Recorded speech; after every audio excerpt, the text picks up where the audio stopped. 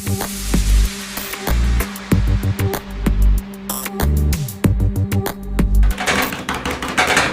we're back! Hey everyone, Jake Nikolopoulos here with an all new video series for 2015, Road to the Universe. So we're actually going to call it Road to the Universe, and it's going to stay that this year. So last year, obviously it was called Road to the Universe, and then we changed it to Progress because I pulled out of the comp. Reason being, most of you know, I had a few issues with my stomach and my stomach health. Couldn't really put on weight, wasn't feeling very well, and decided that I'd pull out in the comp, which I'm very glad that I did now, looking back at it, because I wouldn't have been my best at that show, 100%. And I would have been behind the 8 ball for this year, for this comp, because I would have had to have done the comp, not been my best, probably not placed anywhere near where I'd want to place, and then I'd be stuck with the same thing trying to treat and deal with the underlying issue that I had in the first place. So having the year off gave me plenty of time to actually recover and get all my stomach and gut health back up to scratch again. Obviously I had a lot of help from Luke McNally, so he helped me out a lot. And now everything is back on track. So let's put all that behind me. I don't really want to talk about stomach health anymore. I've had enough of all of that shit. So I'm just really looking forward now to 2015. So this video series, Road to the Universe, is going to be a weekly series that Massive Joe's is going to be releasing all the way up until the 31st of October, which is the NABBA Pro Universe in England. So that's going to be my first time that I compete as a pro. So, I did pretty well as an amateur, but now it's like going back to the beginning again.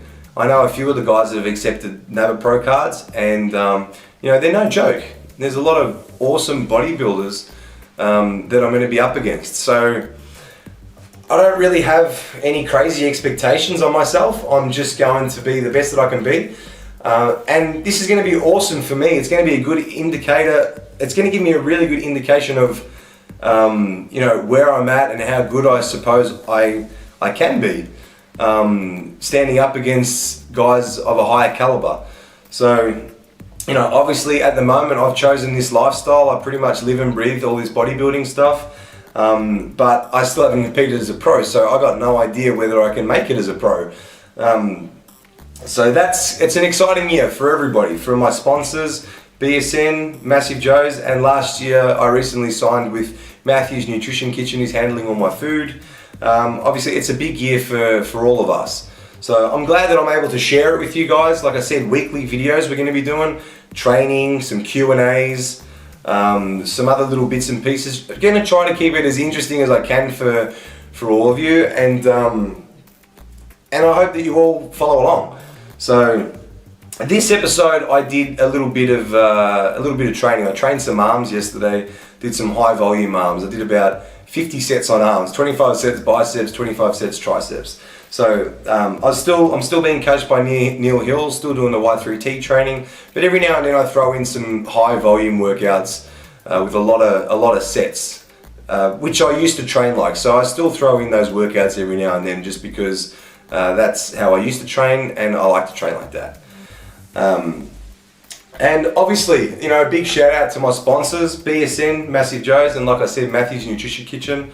So having the year off last year, I was very, very lucky that I still had sponsorships.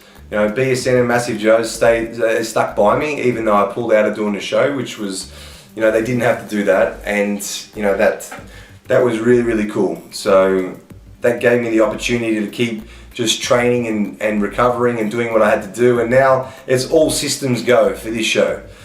So I've been able to put on a little bit more weight again. I dropped down to about 104 kilos or something when I wasn't digesting my food and not feeling well. At the moment I'm back up to about, in the mornings I probably weigh about 115, and then by the end of the day I'm about 117. So I've put the weight back on again, and I'm sitting roughly where I would normally sit in an off season, but at the moment I'm actually in better condition than I've been in an off season in the past. So everything is going really, really well. So I'm not going to bore you guys and go on and on and on about too much. I just wanted to obviously say, thanks for tuning in for the new episodes, and you know, I've got plenty more content coming along for you guys. So check out the arm video that I did last night. It's coming up now, and I'll see you guys at the end of it. Okay, so here's the first workout of 2015 for this brand new video series, this arm workout I was telling you guys about. So a lot of volume. In the past, I used to do lots of volume for arms, and today was pretty similar to a workout that I used to do. So I did about 25 sets for biceps and about 25 sets for triceps as well. This was a real basic exercise. So I started with easy bar curls. Tried to keep them as strict as I could for the first, 8, and then I would swing a few up at the end just to really take the muscle past failure. And I do them differently some days. Some days I go a lot lighter, pin my elbows all the way back and just squeeze and flex the bicep. But I think doing them with the technique that I use has its place as well. A little bit of momentum, swinging it a little bit and just trying to use a bit more weight. It's not as if I was full on throwing the weight up. Well, I probably was at the end actually, but the whole set I wouldn't be doing that. I think that sort of training definitely does have its place. It's all well and good to use good form, but I think perfect form all the time can actually be detrimental to making gains. So I've always incorporated a little bit of, I suppose you could call it cheat curls. Arnold used to do cheat curls. So yeah, I've always incorporated that sort of training into my routine as well. And then I did an isolation exercise. These one-arm preacher curls, sometimes I'll do them standing up on the preacher bench that's in the background, or I'll do them seated like this. I just prefer to do them like this and with a barbell, doing like a normal barbell preacher, because I don't feel it in my forearms as much. I find to get a really a massive forearm pump, and it doesn't really put a whole lot of work on my biceps when I do preacher curls with the barbell. So I do it like this with the dumbbells. Not a whole lot of weight there, you can see it's only 12.5 kilos, but after doing 7 working sets of the barbell curls, everything's starting to feel a little bit heavier now. But I find that it does take a fair bit for me to kill myself while I'm training, and that's why I do so much volume. People might say that I'm overtraining, doing 25 sets for biceps, 25 for triceps, but my body likes that. My body likes to train like this, and I find that I have to really punish myself with a lot of sets to get the most out of my workout. That's what my body likes to train like this. So, and at the end of it, I'm completely done. So I'm the sort of guy that'll just keep going, keep adding exercises until I feel like the muscle is completely finished. And that's what I do with each exercise. That's why it might be 5 sets, it might be 7 sets. I just keep going. It might be 10 sets. Just keep going until I can't get that rep range anymore. Then I did another basic exercise, alternate dumbbell curls, just one arm at a time. Same thing, a little bit of body motion, just trying to get that weight up. And towards the end, just swinging them up just to keep pumping in as much blood as I can. Again, there's about 7 sets on exercises like that. Usually, I think this particular workout, everything is about 5 sets, 5 to 7, depending. Then I'm going to hit a little bit of lower bicep and forearm as well with these hammer curls.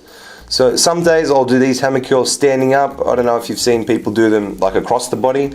So start at the bottom and bring it across your chest. I usually, majority of the time, that's how I would do my hammer curls. But every now and then I throw in these traditional hammer curls sitting down. And I'll also do like a plate curl as well, grabbing either side of a plate and bringing them up. That was an exercise that Lee Priest introduced to me, and that's a really good forearm and bicep builder as well. So same deal, 5 sets. And then to finish off my biceps, I wanted to do something, I was going to do like a one-arm dumbbell concentration curl against my knee. And then I had a bit of a think about it, and my front double bicep pose is where me and my coach Neil have worked out that I need to get more peak on my biceps and get a little bit more thickness as well. So that's exactly what I did. I thought, this is a great exercise to actually do that front double bicep pose and squeeze it on every rep and get a bit of peak, really hit that peak of the bicep. So I did as many sets as I could on this exercise, and at the end, obviously, I just did one arm at a time, again, just to try to force as much blood in there as I can. So that's an exercise that I've included into all of my bicep workouts now, just to try to work on that peak a little bit more. Because I've been doing thickness exercises for a long time, and the peak hasn't really changed much. So that's definitely a focus point for me now, and I'm going to be doing a lot more of that movement, that's for sure. So that's biceps done. And moved on to triceps.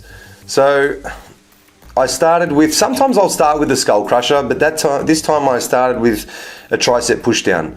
Did a fair few warm-up sets. I find with triceps, I have to do maybe 4 warm-up sets before I can go into my heavy working sets, just because obviously of elbows. I find that I really need to get a lot of blood in the muscle to warm them up. And look, the good thing is too, because by the time I've done my press downs, my triceps are really warmed up and full. And when I come to doing what I'm doing now, doing the skull crushers, laying down, my elbows feel fine. The tension's just on my triceps, and I don't have to worry about getting any sharp pains in my elbows, which I would have gotten if I would have started on the skull crushers.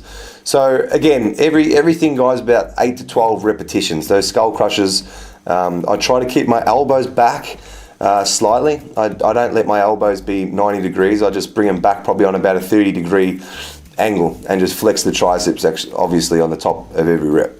Then I moved into a press. I was going to do a barbell, and then I decided to do the Smith machine, just so I don't have to worry about trying to balance a bar. I can just really focus on my triceps. And because they were already fatigued from the other exercises, this was really, really good. Isolated the shit out of them. So I played around with my elbows a little bit. I found when I flared my elbows out, I got a little bit more of the long head of the triceps. So that's why I did them like that. And then again, doing more long head of the tricep, I moved on to overhead dumbbell extension. So this exercise I've probably been doing for around about 3 or 4 years since I trained with Lee Priest, and he helped me with my contest preps. He showed me to do this exercise. So, because normally I would have just done skull crushers to get the long head of the tricep, but I found that I really enjoyed and got a lot of growth out of doing those overhead dumbbell extensions. Every now and then I'll change it up, do the one arm dumbbells. On this particular day, obviously I did the 2-hand. And then to finish off the triceps, I did a rope push down just to really try to squeeze that outer head of the tricep. You don't have to go crazy heavy with the weight, but I'm really trying to get that squeeze right at the end and hit the whole tricep. So that's pretty much the whole tricep workout, guys. I hope you enjoy the first workout back. And a lot more training videos to come.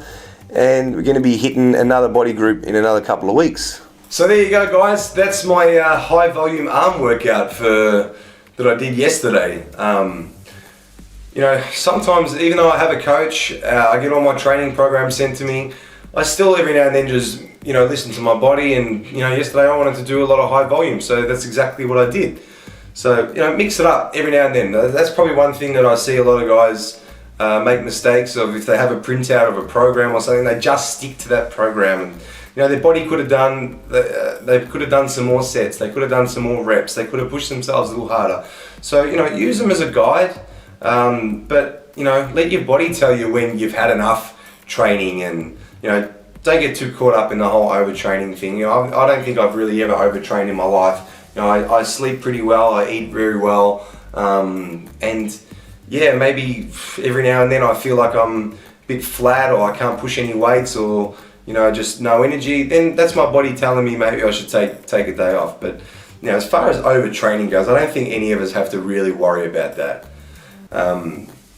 Now that's pretty much it for this episode, guys. I hope you all enjoyed it. I hope you're all going to tune in for the next one, and don't forget to subscribe. So there's a subscribe button around here somewhere.